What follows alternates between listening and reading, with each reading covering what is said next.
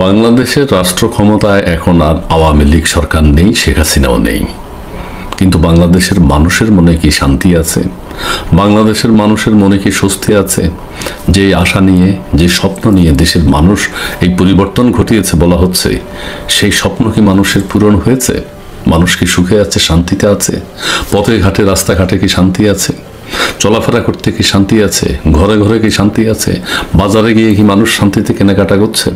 বইমেলায় গিয়ে কি মানুষ শান্তিতে আছে? শাহবাগে আন্দোলন করতে গিয়ে কোনো দাবি দাওয়া উপস্থাপন করতে গিয়ে কি শান্তিতে আছে কেউ? বলা হচ্ছে পুলিশ বিগত সরকারের তুলনায় এখন অনেক বেশি অ্যাগ্রেসিভ হয়ে যাচ্ছে। অর্থাৎ আওয়ামী লীগের সময় বলা হচ্ছে যেসব দুর্নীতি, যেসব রাষ্ট্রীয় কর্মকাণ্ড ছিল যেগুলোর জন্য সমালোচনার পাত্র হয়েছেন তারা, সেগুলো নাকি অনেক মাত্রায় এখন বেড়ে গেছে। পুলিশ এখন শাহবাগে কাউকে দাঁড়াতে দেয় না, সন্তান সহ মাকে পানি ছিটিয়ে দূরে ছিটিয়ে ফেলে দেয়, পিটিয়ে প্রত্যেককে আঘাতপ্রাপ্ত করা হয়। কেন দাবি দাওয়া তারা উপস্থাপন করছে, কেন বলছে? বইমেলায় যিনি নির্যাতনের শিকার তাকে পুলিশ গ্রেপ্তার করে নিয়ে যাচ্ছে এবং গ্রেপ্তার অবস্থায় পুলিশের হাতে থাকা অবস্থায় তার উপর আঘাত করা হচ্ছে। এটি আমরা দেখতে পাচ্ছি। সারা দেশে এক যুগে 5ই ফেব্রুয়ারি যে ধ্বংসযজ্ঞ চলেছিল, সেটার জন্য কি কোনো মামলা হয়েছে? সেটার জন্য কি কাউকে অভিযুক্ত করা হয়েছে? কাউকে কি গ্রেফতার করা হয়েছে? একমাত্র গাজা, ইসরায়েল যে গাজায় আক্রমণ করে ধ্বংস করে, ইসরায়েল যেভাবে ধ্বংস করে গাজাতে, গাজার মানুষ কোনো প্রতিবাদ করতে পারে না, কোনো মামলা হয় না, কোনো অভিযোগ করা যায় না ইসরায়েলের বিরুদ্ধে। বাংলাদেশে 5ই ফেব্রুয়ারি সেই ঘটনাটি ঘটেছে। সারা বাংলাদেশে ভাঙচুর, 35টি জেলায় ভাঙচুর, অগ্নিসংযোগ ঘটেছে। দেশবাসী সহ বিশ্ববাসী দেখেছে, কিন্তু কোনো বিচার কি হবে এটার? কোনো মামলা কি হবে এটার? ভাঙচুর তো হয়েছে, সন্ত্রাস তো হয়েছে। কিছু না কিছু একটা পক্ষ প্রতিপক্ষ থাকে, এক পক্ষ মামলা করে বা পুলিশ মামলা করে, সেটা কি হবে? হবে না। আইন শৃঙ্খলা বাহিনীর সহায়তা সবকিছু হয়েছে, তারা নিরাপত্তা দিয়েছেন যাতে সুন্দরভাবে ভাঙচুরটা, অগ্নিসংযোগটা ঠিক মতো হয়, সুচারু রূপে যাতে সম্পন্ন হয়। টেলিভিশনের এক নিউজ রিপোর্টারকে বলতে শুনেছি 32 নম্বরের সেনাবাহিনী এসছে যাতে কোনো প্রকার অনাকাঙ্ক্ষিত ঘটনা না ঘটে। তার মানে কি বলতে চাচ্ছে? তার মানে ভাঙচুরটা যাতে ঠিক মতো হয়, কেউ যাতে তাদের ভাঙচুরে, অগ্নিসংযোগে, ধ্বংসে কোনো প্রকার বাধা সৃষ্টি করতে না পারে, সেটা সুন্দরভাবে হয়েছে। পুলিশ যেমন অ্যাগ্রেসিভ, আমাদের সেনাবাহিনী এখন আরও অ্যাগ্রেসিভ। সেনাবাহিনী মনে করছে আমরা যুদ্ধ বিগ্রহ করতে পারি না, আমরা তো কিছু একটা করতে হবে। তবে এটা যুদ্ধ না, যুদ্ধ হয় দুই পক্ষে। এটা হচ্ছে শুধুমাত্র কি বলবো, এক পক্ষকে আঘাত করা হচ্ছে। কাদেরকে আঘাত করা হচ্ছে সেটি আমরা সবাই জানি। বিনা কারণেও আঘাত করা হবে, সেটাও সবাই বলছেন। যে কাদেরকে ধ্বংস করবার জন্য এই সেনাবাহিনী মাঠে নেমেছে, শয়তান খুঁজে বেড়াচ্ছে, সেটি আমরা সবাই জানি, দেশবাসী জানে, দেশবাসী দেখছে। যাই হোক, আওয়ামী লীগ সরকারের যারা অপরাধ করেছে, যেহেতু তাদের এখন আর তারা ক্ষমতায় নেই, যারা অপরাধ করেছে, রাষ্ট্রীয় সম্পদ লুট করেছে, তাদের বিচার হচ্ছে, বিচারের আওতায় আনা হয়েছে, ভালো হোক। কিন্তু সাধারণ মানুষের মধ্যে যে এখন একটা অস্বস্তিকর অবস্থা বিরাজ করছে, এই সরকারের আমলে এটি কোনো প্রত্যাশার মধ্যে ছিল না, কেউ প্রত্যাশা করেনি। এটি একটা সুন্দর স্বাভাবিক জীবন চেয়েছিল, একটা পরিবর্তনের জন্য 5ই আগস্ট, জুলাই থেকে যে জ্বালাও পোড়াও শুরু হয়েছে বাংলাদেশে এখন পর্যন্ত, এসব জ্বালাও পোড়াওয়ের কোনো বিচার হবে না, কোনো মামলা হবে না, কেউ গ্রেফতার হবে না, বরং তাদেরকে উৎসাহিত করা হচ্ছে, তারা প্রশংসিত হয়েছেন। যত কিলিং হয়েছে, যারা করেছে তারা উৎসাহিত হয়েছে, তাদেরকে উৎসাহিত করা হয়েছে। খুব ভালো কথা।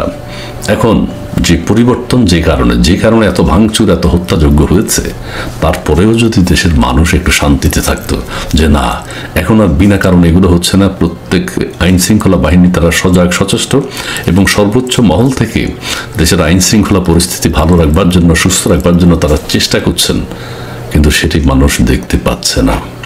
মানুষ হতাশ। ওই যে আয়াম তো হতাশ একটা কথা আছে না, সেই অবস্থা বাংলাদেশে এখন বিরাজ করছে। প্রতিটি সেক্টরে, প্রতিটি ক্ষেত্রে, রাস্তা ঘাটে, বাজারে, জিনিসপত্রের মূল্যে মানুষের অস্বস্তি। মানুষ চিন্তা করছে, মানুষ নাকি এখন ঘর থেকে বের হতে ভয় পায়। এই পরিবর্তন কি বাংলাদেশের মানুষ চেয়েছে? অবশ্যই না। যারা এখন নির্যাতন করছে, যারা এখন মানুষকে মারছে, নিরীহ মানুষের উপর আক্রমণ করছে, জ্বালাও পোড়াও, ভাঙচুর, দেশে অশান্তি সৃষ্টি করছে, তাদেরকে কেউ খুঁজে পাচ্ছে না। সবাই দেখছেন, কারণ শয়তানদেরকে দেখা যায় না, তাদেরকে খুঁজে পাওয়া যাবে না, তাদের বিরুদ্ধে কোনো মামলাও হবে না, হচ্ছেও না। কারা আক্রান্ত হচ্ছেন সেটি আমরা সবাই জানি। তবে বাবুরে, দেশের মানুষের মধ্যে স্বস্তি ফিরিয়ে আনতে হলে আমাদের দেশে একটা সুষ্ঠু সুন্দর নির্বাচন প্রয়োজন। নির্বাচনের মাধ্যমে একটা দলীয় সরকার আসবে, জনপ্রতিনিধি নির্বাচন করবে সাধারণ মানুষ। সাধারণ মানুষের কাছে ক্ষমতা ছেড়ে দিতে হবে। দেশের আগামীর ভবিষ্যৎ যাতে সুন্দর হয় সেটির চেষ্টা করতে হবে। দেশের মানুষের মধ্যে যেন একটা স্বস্তি ফিরে আসে। দেশের সাধারণ মানুষ সব সময়, এই সরকারের কথা বলছি না, সব সময় দেশের সাধারণ মানুষ নির্যাতিত, আক্রান্ত, নিপীড়িত। কিন্তু সেটির মাত্রা দিন দিন বাড়ছে।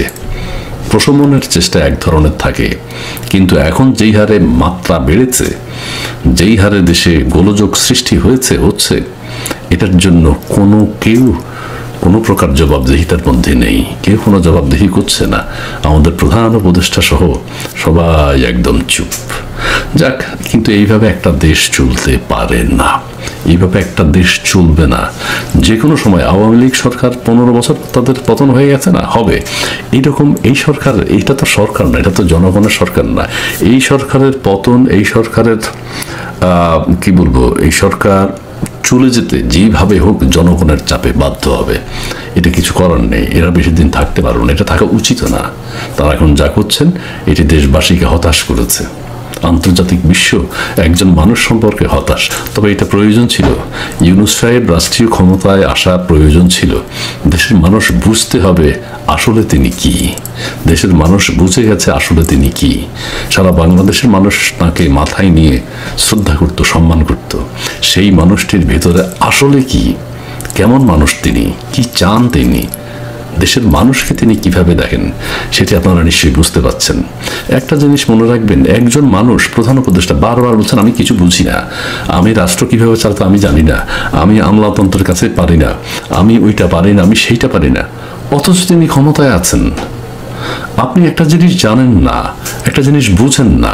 একজন সভ্য সুস্থ মস্তিষ্কের মানুষ হলে কি করতেন? বাবা, এটা আমার দ্বারা হবে না, আমি পদত্যাগ করলাম। তোমরা বলছো, আমি চেষ্টা করছি, কিন্তু আমি এগুলো নিতে পারবো না, এগুলো আমার দ্বারা হবে না, আমি এগুলো বুঝি না। কিন্তু সেই কথাতে তিনি যদি অনেস্ট হতেন, দেশের মানুষের প্রতি যদি ওনার ভালোবাসা থাকতো, তিনি পদত্যাগ করতেন। তিনি বলতেন যে না, পদত্যাগ না, একটা সুন্দর নির্বাচন দিয়ে আমি দেশের মানুষের মধ্যে একটা স্বস্তি ফিরিয়ে আনতে চাই। কিন্তু সেটি আমরা কখনো দেখতে পাচ্ছি না। অথচ তিনি ক্ষমতায় আছেন, তিনি নিজেই বলছেন আমি এগুলো বুঝি না। তাহলে ভাবুন একবার, যিনি নিজে কিছুই বোঝেন না তিনি ক্ষমতায় কিভাবে থাকেন? অথবা তারা কিছুই বোঝেন না এই কথাতে যে তিনি বলছেন, এটার মধ্যে একটা চাতুকারিতা আছে, এটার মধ্যে একটা ছলনা আছে, এটার মধ্যে একটা ভেজাল আছে যে আমি ধ্বংস করে যাব। কিন্তু আমি বলছি আমি কিছু বুঝি না, সাংবাদিকদের সামনে আমি বলি কিছু বুঝি না, কিন্তু তিনি আসলে সব কিছু বোঝেন। এই দেশের মানুষকে সাইজ করে তিনি ছাড়বেন। যাই হোক, আমরা আওয়ামী লীগ, বিএনপি, রাজনীতি, জামাত আমরা কিছু বুঝি না। দেশের সাধারণ মানুষ আসলে শান্তি চায়, স্বস্তি চায়। দেশের মানুষ নির্যাতিত, নিষ্পেষিত হতে চায় না। দেশের মানুষ সরকারের ভালোবাসা চায়, দেশের মানুষও সরকারকে ভালোবাসতে চায়। সেরকম একটি গণমুখী সরকার যদি আমাদের দেশে প্রতিষ্ঠিত হয়, সেটি দেশের জন্য মঙ্গলজনক হবে।